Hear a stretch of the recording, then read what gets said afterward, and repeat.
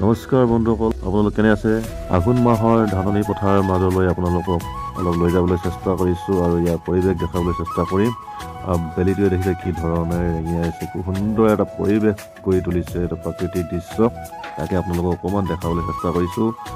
আৰু মই আহিছোঁ আজি ধান নিবলৈ, ধানৰ ডাঙৰি নিবলৈ, আৰু এই ককাই দুজনে ধানৰ ডাঙৰিবিলাক বান্ধি আছে।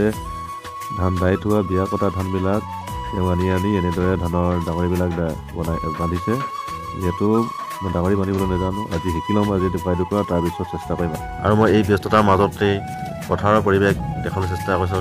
চাৰিওফালে ব্যস্ততা, দাৱনীবিলাকে ধান দোৱাত ব্যস্ততা হৈ আছে, আৰু এই নিয়াবিলাকে ধান নিয়াত ব্যস্ততা হৈ আছে। ঘৰত ধান মৰাবিলাকে ধান মৰাত ব্যস্ততা হৈ আছে। খাবলৈ কাৰণে সকলো সাজু হৈছে।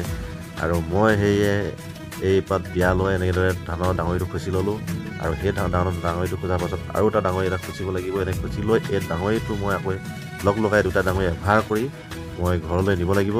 আৰু তাৰ মই বাহিৰত ওলোৱাৰ আগত ঠেলা এখন থৈছোঁ, ঠেলাখনত তুলি লৈ ঘৰ পোৱামগৈ। আৰু সেয়ে খৰধৰকৈ খাবলৈ যিহেতু খৰধৰকৈ ডাঙৰিবিলাক নিবলৈ চেষ্টা কৰিছোঁ, আৰু পথাৰবিলাকৰ পৰা ধানবিলাক চপাবলৈ চেষ্টা কৰিছোঁ। আপোনালোকে ভিডিঅ'টো চাই থাকক দেই।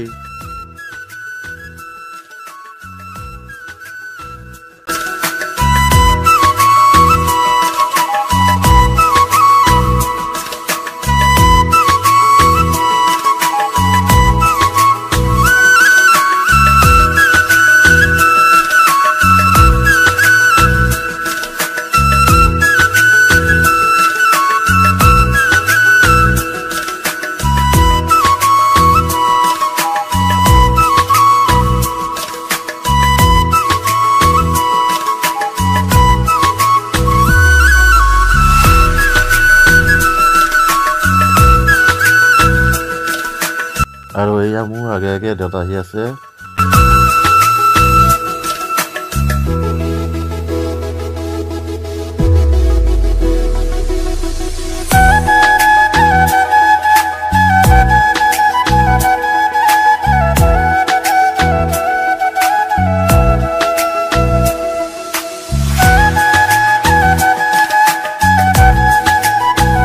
কণমানি এতিয়া দেখিছেনে, পথাৰলৈ আহিব পাৰে, খুব ফূৰ্তি পাইছে। আমি সৰুতে এনেদৰে মা দেউতাৰ লগত পথাৰলৈ গুচি গৈছিলোঁ, খুব ভাল লাগে তাত ভাত খাই, টেঙা খাই।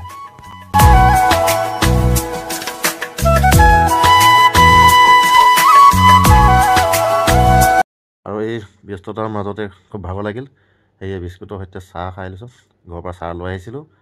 আৰু ভিডিঅ'টো আজি ইমানখিনিতে সামৰণি মাৰিছোঁ। ভিডিঅ'টো কেনে পালে জনাব, ভাল লাগিলে লাইক কমেণ্ট শ্বেয়াৰ কৰি দিব। তেনেহ'লে আজিলৈ বাবা টাটা, জয় জীৱন।